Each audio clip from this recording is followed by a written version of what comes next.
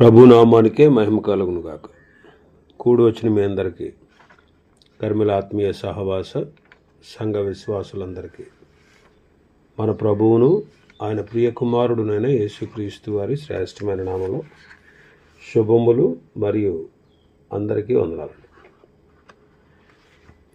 యెహెజ్కేలు గ్రంథం 18వ అధ్యాయాన్ని మనం ధ్యానం చేసుకుంటున్నాం. యెహెజ్కేలు గ్రంథం 18వ అధ్యాయం.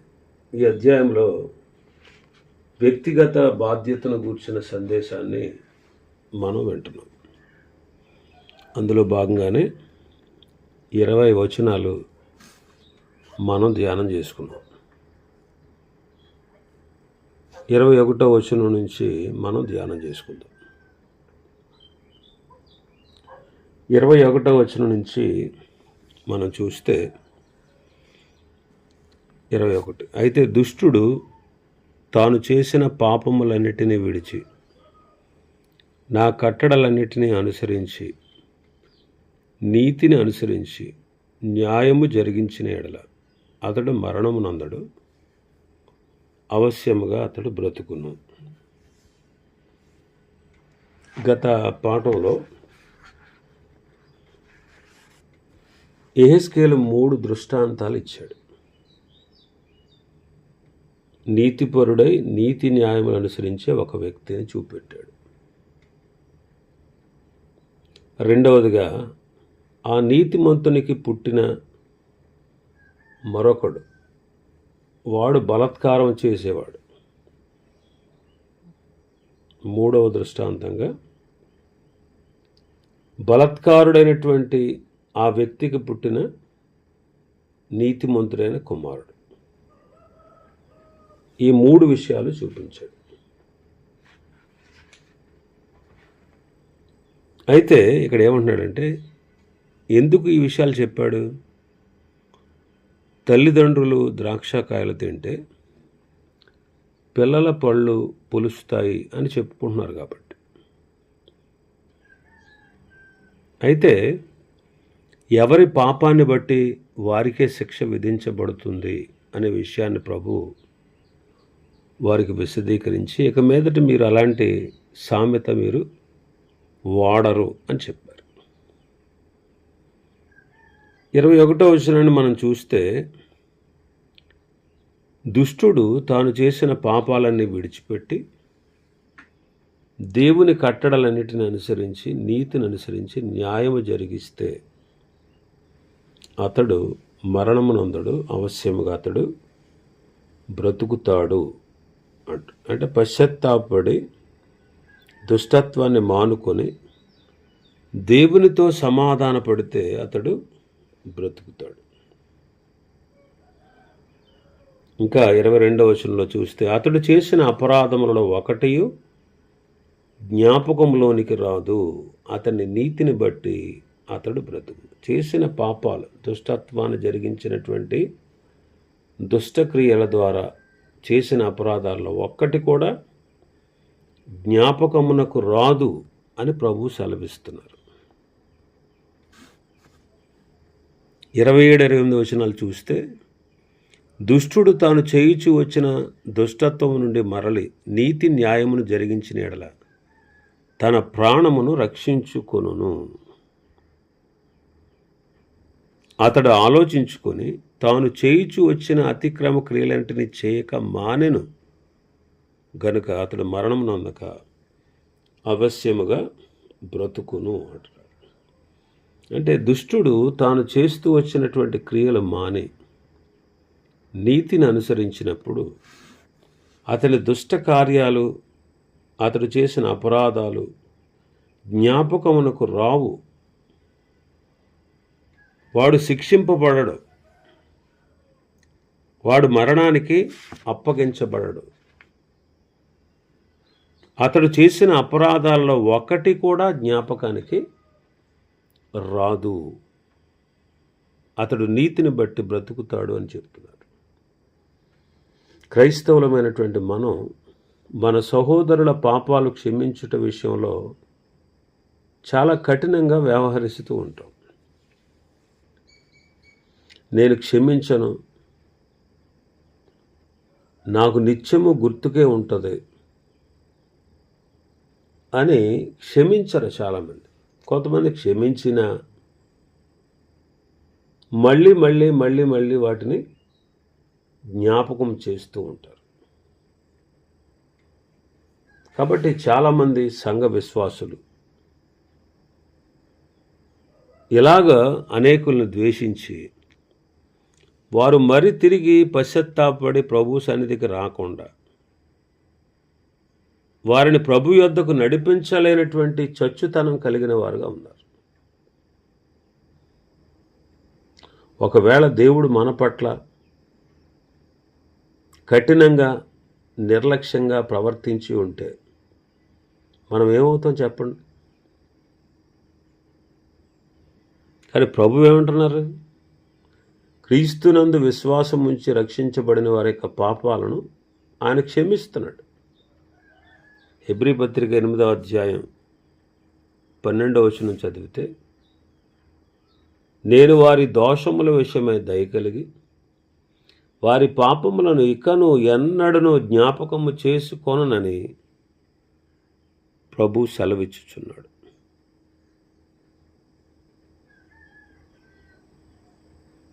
వారి పాపములను ఇకను ఎన్నడను జ్ఞాపకము చేసుకున్నాను.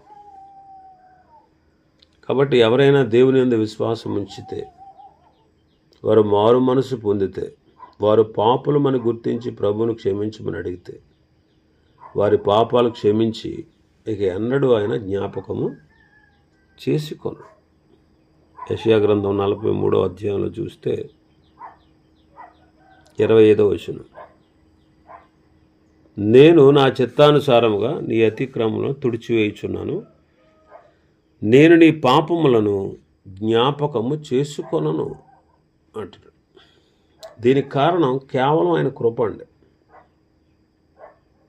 మనం చేసిన నీతి క్రియలను బట్టి కాకుండా ఆయన యొక్క దయ, ఆయన ప్రేమ, ఆయన కరుణ, ఆయన కనికరము, ఆయన కృప చేత మనలను రక్షించి ఆయన నీతిమంతులుగా మనం చేస్తాడు. యాక్చువల్గా మనం దైవోగ్రతకు పాత్రులం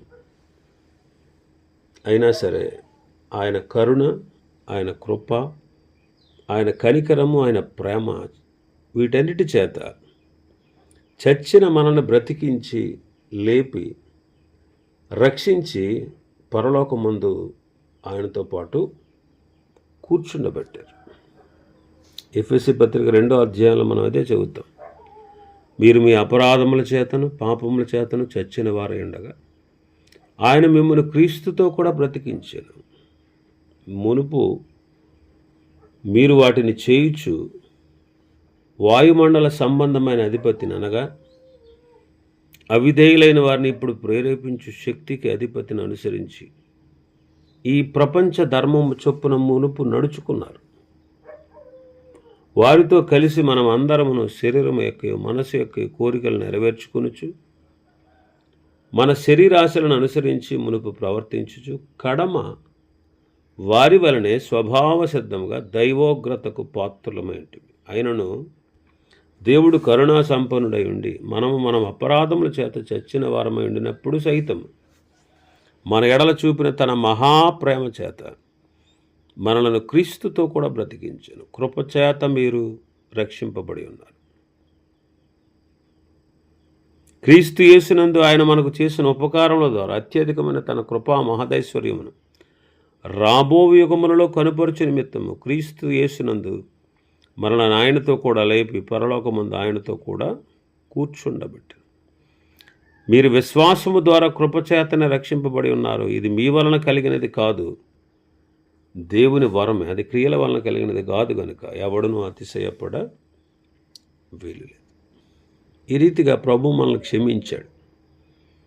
మనము కూడా ఒకరిని ఒకరు క్షమించాలని దేవుని లేఖనం చెబుతాం.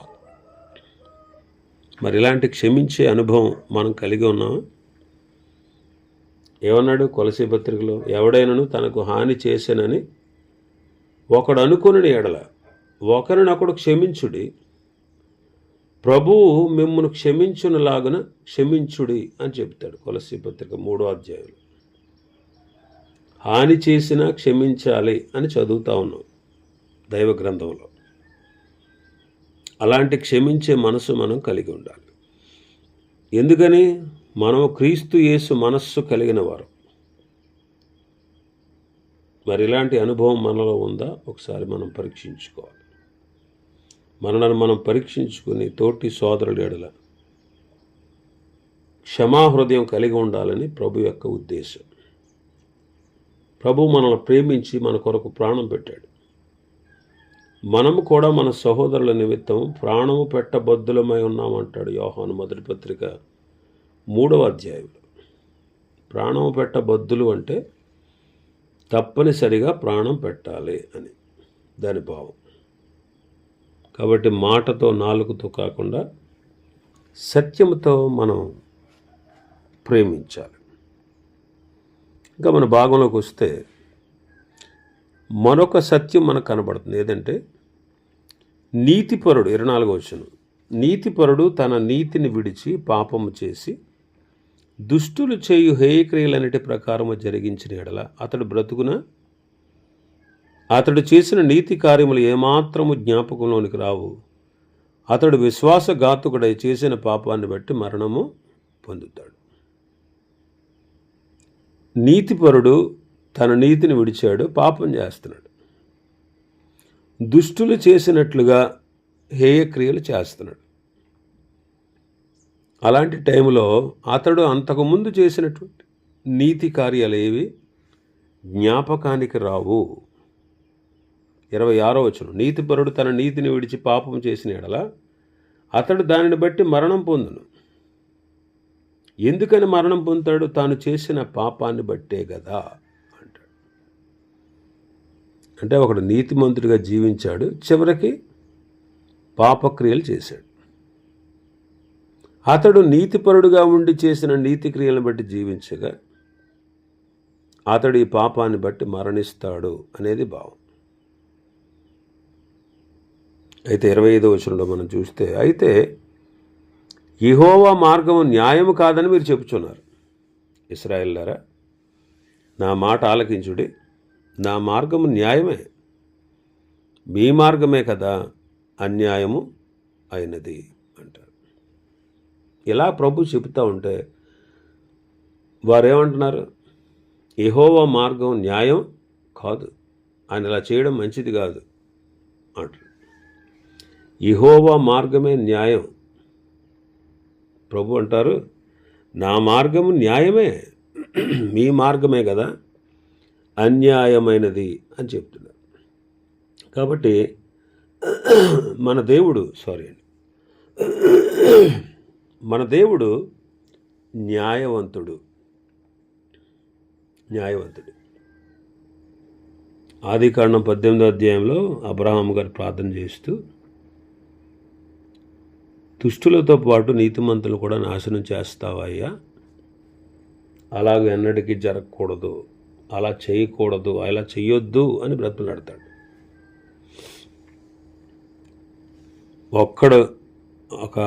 ఆ పట్టణంలో 10 మంది నీతిమంతులు ఉంటే నేను కాపాడుతానని ప్రభు చెప్పారు.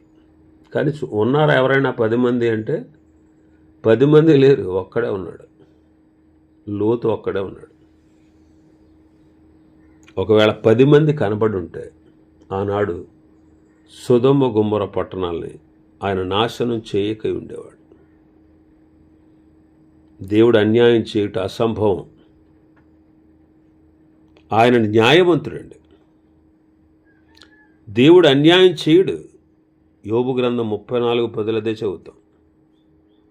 యోబు గ్రంథం 34వ అధ్యాయం 10వ వచనం, విజ్ఞానము గల మనుషులారా నా మాట ఆలకించుడి, దేవుడు అన్యాయము చేయుట అసంభవము, సర్వశక్తుడు దుష్కార్యము చేయుట అసంభవము అంటారు.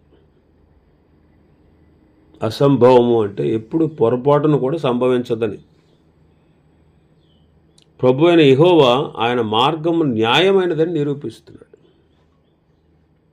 నీతిపరుడు తన నీతిని విడిచి పాపం చేస్తే అతడు దాన్ని బట్టి మరణం పొందుతాడు. ఎందుకు మరణం పొందాడు? తను చేసిన పాపాన్ని బట్టి. దుష్టుడు తన దుష్టత్వాన్ని చేస్తూ దుష్టత్వాన్ని నుంచి మరలితే, నీతి న్యాయాలు జరిగిస్తే అతడు తన ప్రాణాన్ని రక్షించుకుంటాడు.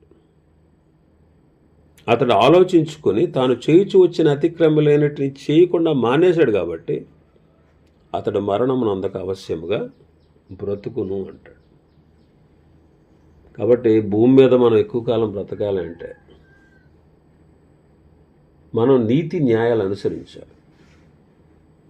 రక్షణ పొందాం, నీతిమంతులుగా తీర్చబడ్డాం.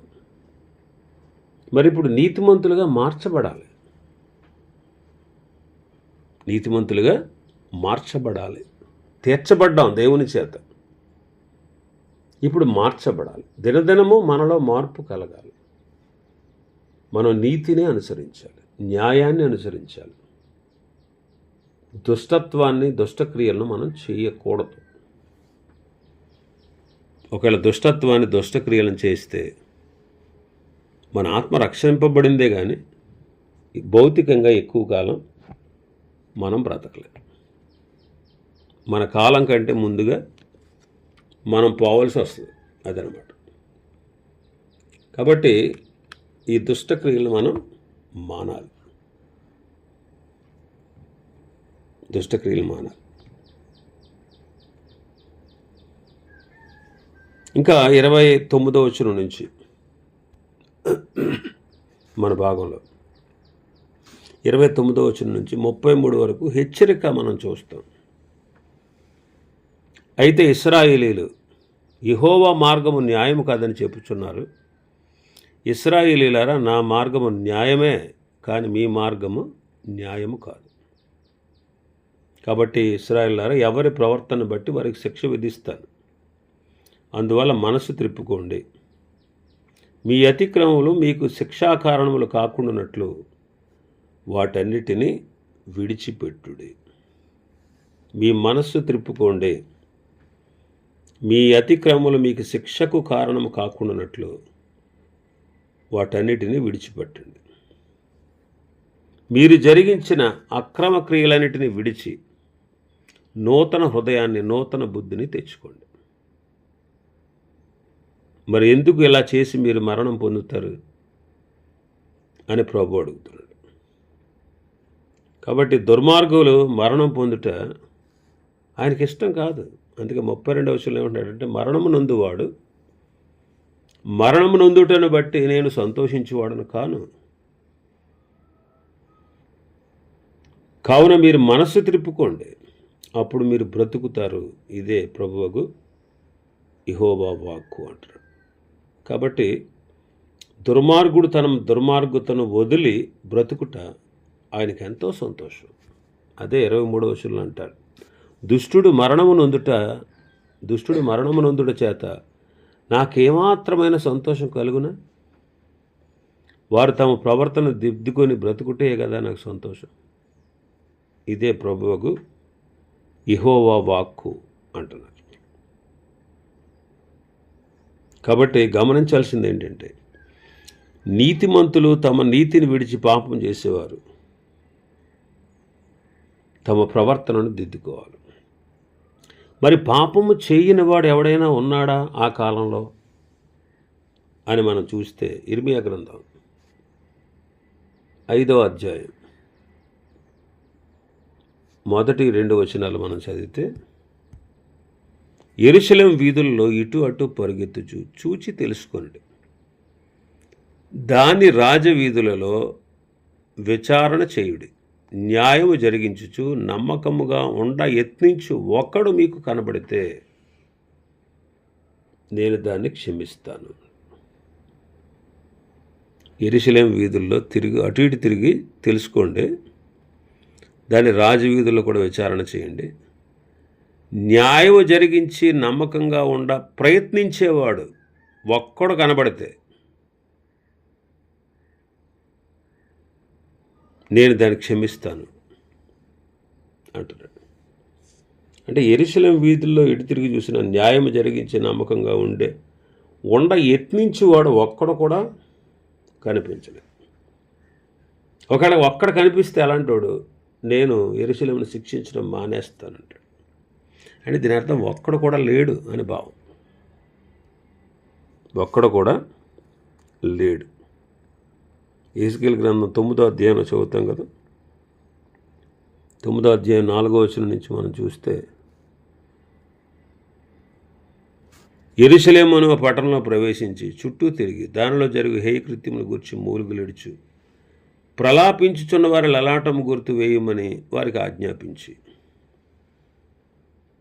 యెరూషలేము పట్టణంలో ప్రవేశించండి, దాని చుట్టూ తిరగండి, దానిలో జరిగిన హేయ కృత్యాలను గూర్చి, అరే ఏంటి ఈ హేయమైన కృత్యాలు ఎలా చేస్తున్నారు ప్రజలు, ఎందుకు వాళ్ళు ఇలాగా మారిపోయారు, అయ్యో వీళ్ళు ఇలా చేయకూడదు కదా, వాళ్ళు చేసే హేయ కృత్యాలను గూర్చి మూలుగీడేవాడు కానీ ప్రలాపించేవాడు కానీ ఉంటే వారికి గుర్తు వేయండి, వారికి ఒక గుర్తు వేయండి.